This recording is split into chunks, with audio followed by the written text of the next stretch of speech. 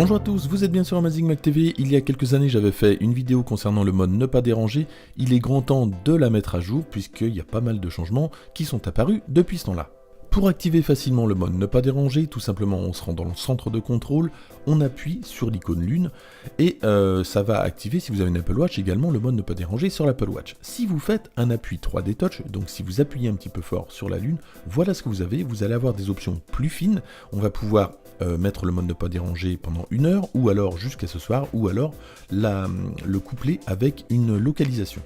Alors si je clique sur horaire, je vais directement dans réglages ne pas déranger. Je peux évidemment y aller d'une autre manière, tout simplement en ouvrant l'application réglages puis ne pas déranger, et je me retrouve donc dans ce menu où je peux personnaliser un petit peu plus le mode ne pas déranger. Alors ici, donc on voit que le mode ne pas déranger est activé. On voit que le mode programmé est activé, c'est-à-dire que tous les jours de 23h à 7h du matin, je suis en mode ne pas déranger. À ça, je lui ai ajouté le mode sommeil, qui permet en fait, notamment la nuit, c'est là où c'est le plus pratique, de ne pas être dérangé par les notifications. Le point de réflexion, le point de départ de réflexion du mode sommeil, c'était de se dire, bah la nuit, si je vois que j'ai une notification, je vais tenter de la lire. Là, aucune notification ne s'affiche. C'est vrai que ça marche plutôt pas mal. On va tout de suite faire le test, je vais m'appeler et étrangement, vous allez voir que effectivement ça fonctionne. Alors pourquoi j'ai cette bizarrerie? Tout simplement parce que mon mode silence n'était pas activé sur toujours, donc je vais le faire, je vais me rappeler et j'ai encore le même problème. Alors effectivement, le mode silence, lui, ne va jouer simplement sur le fait que si votre écran est verrouillé ou non. Regardez un petit peu plus bas, dans la partie téléphone, j'ai la possibilité d'autoriser certains contacts à me contacter même si le mode ne pas déranger est activé en fait.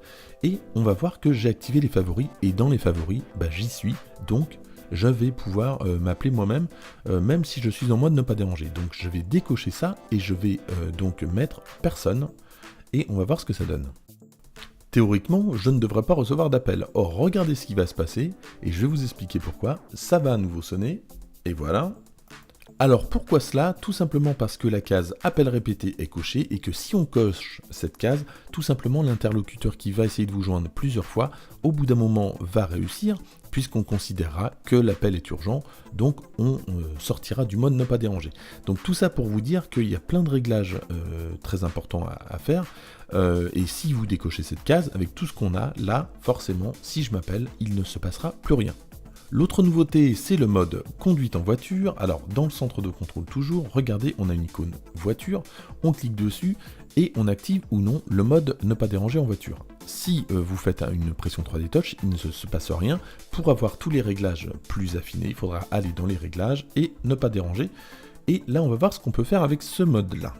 Concrètement, le mode ne pas déranger en voiture correspond exactement au mode ne pas déranger, mais en plus va permettre d'envoyer un message à votre correspondant qui cherche à vous joindre. Alors, on va pouvoir ici donc gérer le message qu'on va envoyer et également à qui on va l'envoyer, parce qu'on ne va pas l'envoyer à n'importe qui. Et pourquoi ne faut-il pas l'envoyer à n'importe qui? Tout simplement, si vous recevez un appel d'un numéro surtaxé, si vous envoyez le SMS, ce SMS sera évidemment surtaxé. Alors, concernant le mode ne pas déranger en voiture, voilà à quoi ça ressemble, et vous pouvez le quitter tout simplement en disant « je ne conduis pas ». Pour les réglages maintenant, de réponse automatique, tout simplement on retourne dans réglages et ne pas déranger, et tout en bas on a répondre automatiquement à, on choisit si on a besoin de répondre automatiquement au contact, à personne, à tout le monde, c'est à vous de choisir. Et si une personne vous envoie un SMS, voilà le message qu'elle va recevoir sur son téléphone. Voilà pour cette vidéo, c'est déjà terminé, merci de l'avoir suivi, n'hésitez pas à aller voir les vidéos des trucs et astuces que je vous mets là, et moi je vous dis à très bientôt, n'hésitez pas à vous abonner.